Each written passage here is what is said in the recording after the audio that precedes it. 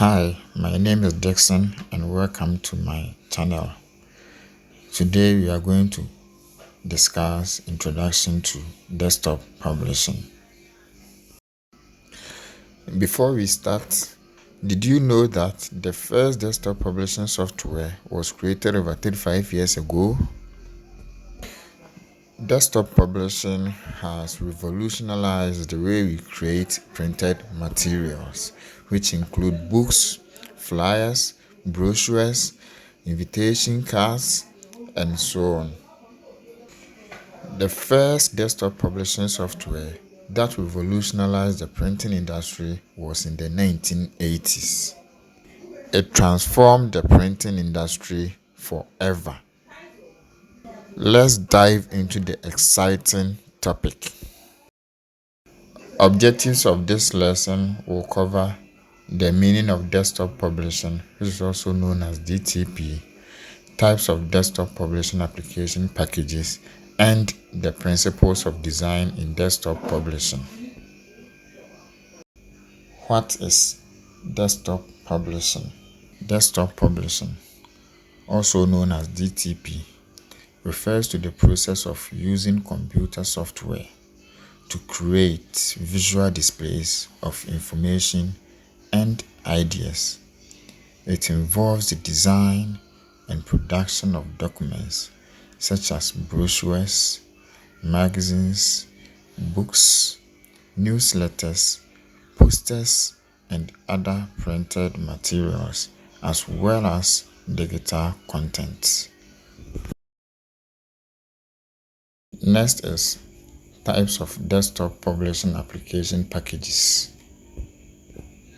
Although there are numerous types of desktop publishing application packages, we are only going to take a look at a few of them. Adobe InDesign. Professional graphic designers and publishers use it for creating compressed layouts for books, magazines, brochures, and interactive PDFs. It features advanced typography, layout tools, integration with Adobe Creative Cloud, and support for interactive media. QuackExpress. Publishers and designers use QuackExpress for creating print and digital publications, including newspapers, magazines, and marketing materials. It also features professional typesetting, rich media publishing, and extensive capability with other design tools. Microsoft Publisher. Small businesses and individuals use Microsoft Publisher for creating flyers, newsletters, business cards, and brochures. It features user-friendly interface, pre-designed templates, and it integrates well with other Microsoft Office applications. Next is the principles of design in desktop publication. Let's watch the following YouTube video from Canva to better understand the principles.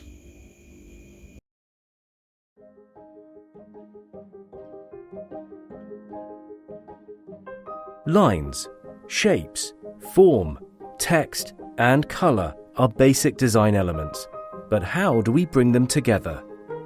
In this lesson, we introduce key design principles so you can create with confidence.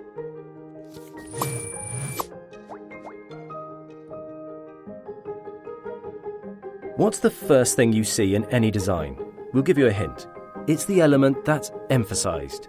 Emphasis is when one element stands out. It may be bigger, bolder, or brighter than anything around it.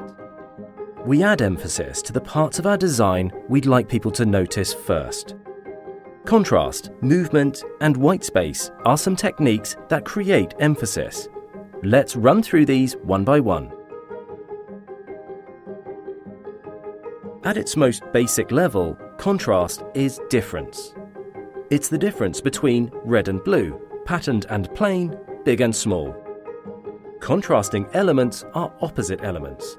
They make designs interesting and is used to add emphasis. Colour, texture and lines are a few elements that help us to build contrast. We contrast dark with light colours or thick with thin lines. Here, we can see many examples of contrast in a single image. The text Mingbao Restaurant is the most important piece of information. That's why it pops with bold and bright type. This contrasts with the black background to emphasize the text. Where else do you see contrast? How about the white ring surrounding the black circle? Or the white lines framing the dark pictures? The photographs provide further contrast through texture, the tactile 3D detail of seeds on a burger bun, or steam rising from a hot dish, also contrasts with the plain black circle. White space applies to any area of design not taken up by other elements, such as text, photos, or illustrations.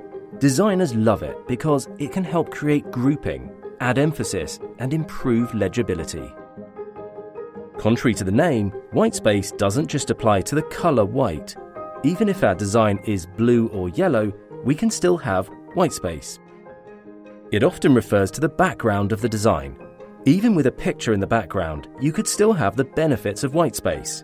What we're looking for is an empty patch that gives our design breathing space. We use white space to prevent our page becoming overcrowded with elements. It makes our design easier to look at. White space also helps with emphasis. In this picture, there's so much white space, we're instantly drawn towards the words. The information is delivered quickly thanks to white space. There's plenty of movement in a still image. Movement is the way our eyes scan the page. It's how we follow one element to the next. Line and colour direct us towards certain parts of the design in a certain order. In this book cover, simple shapes and contrasting colours direct our eyes to the centre. Then, we notice a semicircle in the corner, which represents the sun. Doesn't it look like the sun is poised to move across the square, or maybe out of it altogether? There are many ways to achieve movement. Through contrasting white on black, our eyes are first drawn to the title of the classic book cover. Then we make our way down the page to spot the shark lurking beneath. The empty space prompts our eyes to move between these bold elements. Only later do we drift back up to take a closer look at the little object. Will the swimmer make her escape before the shark moves into her space? Repetition can bring artistry to our design. It can make our design look consistent, build a pattern, or emphasize our message. Let's start with patterns. If we take a watermelon and repeat this object until it covers the page, we've made a pattern. This pattern can add texture or provide a background. Repeating text will keep our design minimal. This means we can focus on the message, using subtler elements such as color and space to give the words their meaning. Repetition also gives our design a sense of rhythm. In the same way music gives us a predictable beat, repetition gives us a visual beat. Using elements in a repeated order gives our design a clean and well-structured look. If something is out of proportion, it might fall over. That's how we think about the size and quantity of our elements and how they relate to each other. This stops our design feeling heavy, lopsided, or generally off. When creating a design that features a cup of tea, a spoon, and a book, we need to make sure the cup is bigger than the spoon, and the book should be the biggest object of all. No matter how many objects or elements we use, they should always be proportionate. Once we have our objects or elements in proportion, it's time to look at how they're balanced. Balance is how we position objects inside our design. It can also include the amount of white space compared to other design elements. One way to master balance is to think of each element as having a weight From text boxes to images to blocks of colour, consider each of their sizes, shapes, and what weight they have in relation to other elements on the page. We can also balance our elements symmetrically or asymmetrically. Symmetrical balance gives our design a sense of security. Our viewer feels safe knowing our design has been well structured and everything looks like it's in the right place. It's safe, but can also be a bit boring. Asymmetrical balance is where elements are not balanced in exactly the same way. For instance, one side of the composition might have a large emphasized element that is balanced by a couple of lesser elements on the other side. It's still balanced, but it's not mirrored, like in the symmetrical example. This makes it a little more dynamic and interesting. Unbalanced design can be its own design technique too. For example, when we want to make our viewer feel like something isn't quite right, we make our design look unsteady on purpose. This is great for unnerving the viewer, like on a horror movie poster. Balance is one of the most important principles. The final principle to discuss is alignment. Some people suggest alignment pairs with balance, as by aligning elements, it can help designs feel more balanced. Alignment focuses on the relationships between elements, giving structure and order to designs. You can have edge or center alignment. Edge alignment can see objects relating to the left, right, top, or bottom of the page. Center alignment sees objects sticking to the middle, either horizontally or vertically, or both, if you want it right in the middle of both X and Y axes. Objects can also be aligned to each other, where they both sit on the same X or Y axis. This implies these objects have a relationship to each other and therefore should be understood together. Alignment is incredibly important if you want your design work to feel professional and finished. Having objects that are not aligned to each other makes your design look random and unplanned. We've learnt a number of design principles in this lesson. Soon it will become second nature as you work them into your own designs. But until then, we'll give you a reminder of the theory you've learned today. Emphasis is the way one element stands out on the page. Contrast is the difference between two or more elements, such as bright and dark colours or big and small objects. White space prevents our page becoming overcrowded with elements. It's the breathing space on the page, and it can be any colour. Movement is the way our eyes are directed to scan from one element to the next. Repetition can bring patterns or rhythms into our designs. Proportion is the size or quantity of our design elements in relation to each other.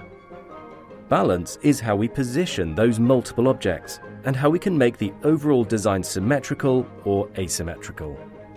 Alignment is building relationships between objects and the X and Y axis. Test out each principle in your next design, even if you're only using one word on a background.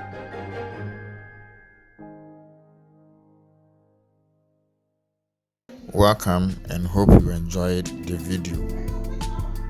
This brings us to the end of today's lesson. In summary, we talked about the meaning of desktop publishing, which is also known as DTP. We also looked at some of the types of desktop publishing application packages. And lastly, we talked about principles of design in desktop publishing. But before we leave, try your hands on the questions that follows. Thank you and have a nice day.